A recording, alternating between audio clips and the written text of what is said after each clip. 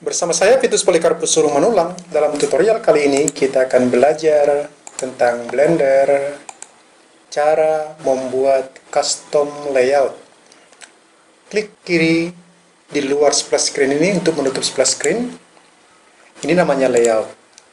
Jadi tampilan awal layar Blender adalah tampilan layout. Nah, bagaimana jika kita ingin tampilan ini sesuai keinginan kita, bukan seperti ini. Misalkan kita ingin menggunakan split menjadi 2 layar secara vertikal atau horizontal, atau menjadi 3 layar atau 4 layar sesuai kebutuhan pekerjaan kita.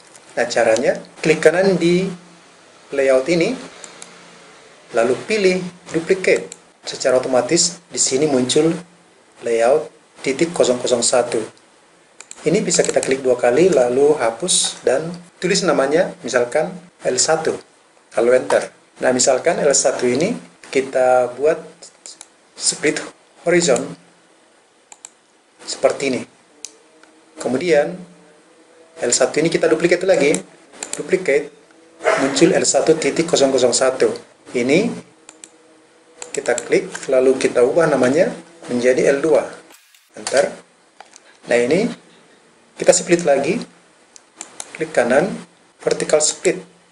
Di sini, ini menjadi 3 layar.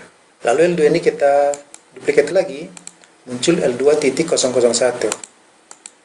Kita klik 2 kali, kita ganti namanya L3. L3 ini kita hapus, klik kanan, join areas.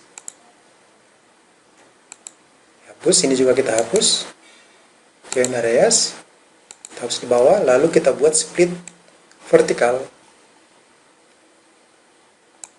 dan di sini kita buat split horizon.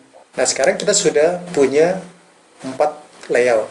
Ini layout standar, kemudian layout 1 dengan split horizontal, L2 split horizontal dan split vertikal di bagian bawah, 3 layar. Kemudian layout 3, split vertikal dengan split horizontal di sebelah kiri.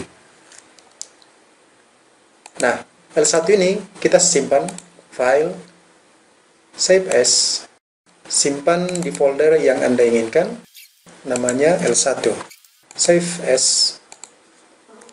Kemudian L2 ini saya simpan file, save as, ini L2, save as. Kemudian L3 ini saya simpan file, save as, L3, save as.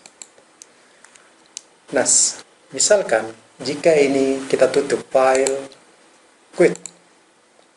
Kemudian di lain waktu kita mau buka layout yang kita buat, kita buka Blender.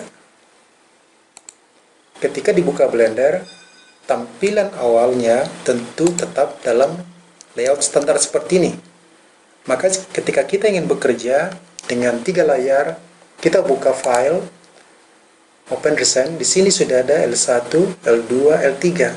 Misalkan kita ingin membuka L3, maka di sini sudah langsung ada di sini 3 layar.